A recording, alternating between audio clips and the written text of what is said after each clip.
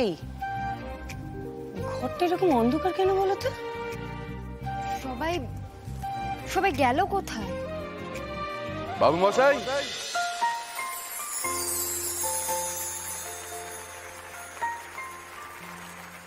जिंदगी लंबी नहीं बड़ी होनी चाहिए और ऐसी बड़ी जिंदगी में छोटी छोटी प्रॉब्लम्स तो होती रहती है। তাই ছোট ছোট প্রবলেমগুলোর জন্য নিজের মন খারাপ করে দয়া করে জীবনটাকে সিরিয়াস করে ফেলবেন না,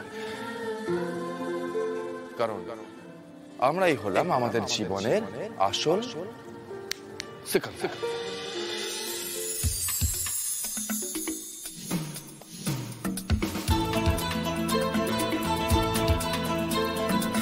পাগলের মতো ছোটাছুটি করে যাচ্ছিস এই মাথা থেকে ওই মাথা। কি দরকার ছিল রুদ্ররূপের অ্যারেস্ট হওয়াটা? তোর হাসপাতালে গিয়ে নিজের চোখে দেখার কি দরকার ছিল বলতো আমাকে তুই? আপনি অত বকাবকি করবেন না ওকে। আসলে এত দিনের একটা লড়াই তো, অবশেষে রুদ্রকে ঠিকভাবে অ্যারেস্ট করানো হলো। আর লোকজনও এবারে একটু বেশি সচেতন, সেটাও নিজে চোখে দেখবেন না বলুন? দি ভাই একবার একবার ফোন করে দেখো না ডাক্তারকে নিয়ে কখন আসবে। ডাক্তারের খোঁজ কেন করছো ফুলকি? তোমার কি শরীর খারাপ করছে? না না, মানে পেটটা না আসলে একটু ব্যথা করছে। হ্যালো, হ্যাঁ অরণ্যদা বলছি, কোথায় তোমরা? কত দূর? আচ্ছা ঠিক আছে, তাড়াতাড়ি এসো। কি কি কি বলবো? রাজমহলে ঢুকে গেছে, আসছে। আচ্ছা আচ্ছা ঠিক আছে, তোমরা এত ব্যস্ত হইও না। না ব্যস্ত হবে না, ব্যস্ত হবে না। সারাদিন এই মাথা থেকে ও মাথা করে যাচ্ছে। আমি তোকে বারবার বলছি ফুলকি, এখন তোর অবস্থাটা আর আগের মতো নয়। হে নৃসিংহদেব, তুমি আমার মেয়েকে রক্ষা করো ঠাকুর, রক্ষা করো। আসুন আসুন। আরে কি হলো কি? হ্যাঁ ফুলকি, তোমার মতো একটা শক্তপোক্ত মেয়ে এভাবে শুয়ে পড়েছো? এটা তো একদম ভালো কথা নয়।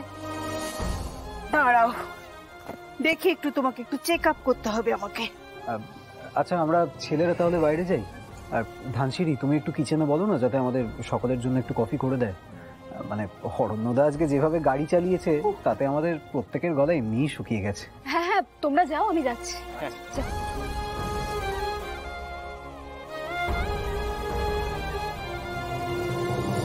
বলছিলাম ডক্টর, ফুলকি সিরিয়াস কিছু হয়নি তো?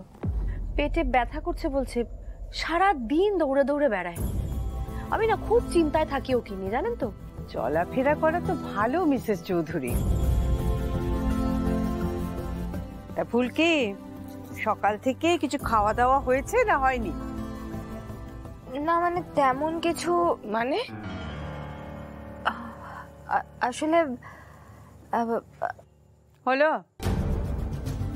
ওই জন্যই তো পেটটা ব্যথা ব্যথা করছে। বড় রানীমা যে সকালবেলা ডিম পাউরুটি পাঠালেন খাওয়ার জন্য, তুমি সেটা খাওনি? দুপুরবেলা তো কিছু খাওনি, সেটা আমি জানি। খেতে ইচ্ছা করছিল না আসলে আমার। আমি একটা কথা বলি, আমি বুঝে গেছি ওনার খাবার দাবার ওষুধ ইত্যাদির দায়িত্ব আমাকে নিতে হবে। উনি তো চর থাপ্পড় লাথি ঘুষি মারতে বেশি পছন্দ করেন, দ্যাটস আ হবি। পেটে কিছু দেওয়ার ইচ্ছে ওনার থাকবে না, তারপর ওষুধ খাবেন। আর আজ খেয়ে দিয়ে ওষুধ খেয়ে সোজা ঘুম দেবেন। অনেক ধকল গেছে কিন্তু। নিন স্যুপটা খান, আমি ওষুধ নিয়ে আসছি। আমি নিয়ে নিতে পারবো। আপনি দয়া করে স্যুপটা খেয়ে উদ্ধার করুন আগে, তাহলেই হবে। সবাই হাজার দিন হাজার বার করে বলছে ফুলকি খেয়ে নাও, সময় মতো খেয়ে নাও, কিন্তু আপনি। আরে বাবা, আমি তো রোজই খাই, আজকে মিস হয়ে গিয়েছে। মনটাও ভালো ছিল না, সব মিলিয়ে আমার মনেই ছিল না।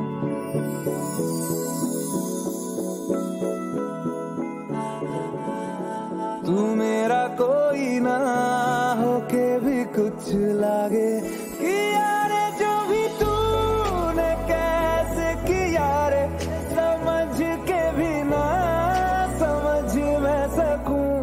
सवेरों का मेरे तू सूरज लागे, तू मेरा कोई ना हो के भी कुछ लागे। প্লিজ তোমরা বসে পড়ো। চল চল নিয়ার চাটা তুলে নেবো। আচ্ছা আচ্ছা ঠিক আছে। এই নাও। আচ্ছা, বেয়ারারা কিন্তু রান্নাঘরে ঢুকে গিয়েছে, ঠিক আছে? ব্রেকফাস্টটা এক্ষুনি নিয়ে আসবে, বেশি দেরি হবে না। ঝাল ঝাল ঝাল। এই নাও, দে ওকে দে। আর ফুলকির জন্য স্পেশালি হাফ বয়েল, সেটা অরণ্য বলে দিয়েছে, বেয়ারাদের কাছেই বলে দিয়েছে। ধর, ছেলেটা কিন্তু ধানু পাকা গিন্নি একেবারে। কি সুন্দর না, ফুলকি সব কিছুর দায়িত্ব নিয়ে নিয়েছে। না, তুই খাবি তো? হ্যাঁ দে। আচ্ছা আমি একটা কথা বলবো, মানে অরণ্যদাকে এবার ফুলকে সব দায়িত্ব দিয়ে দিলে কেমন হয় বলতো? কি বলছিসটা কি, খোলসা করে বল না, কিছু তো বুঝতে পারছি না। সত্যি রে, তোরা না দিন দিন বোকা হয়ে যাচ্ছিস। আমি আর দিভাই অরণ্যদার সাথে ফুলকির বিয়ের কথা ভাবছি। হ্যাঁ হ্যাঁ, এক সেকেন্ড, ফুলকি রাজি হবে? অবশ্যই রাজি হবে না, কিন্তু রাজি করাতে হবে। তবে অরণ্যর আপত্তি হবে বলে তো আমার মনে হয় না। দেখ ছোটদা ভাই, ফুলকির কি বা বয়স এখন বলতো? বেবিটা হওয়ার পর সারা জীবন একা একা কাটানো, তারপর বাচ্চা মানুষ করা প্লাস ওর নিজের কাজকর্ম করা, এসব একা একা করতে পারবে বলতো মেয়েটা? এই আদি, বলছি তুমি তোর দাদা, তুমি একবার বলো না ফুলকিকে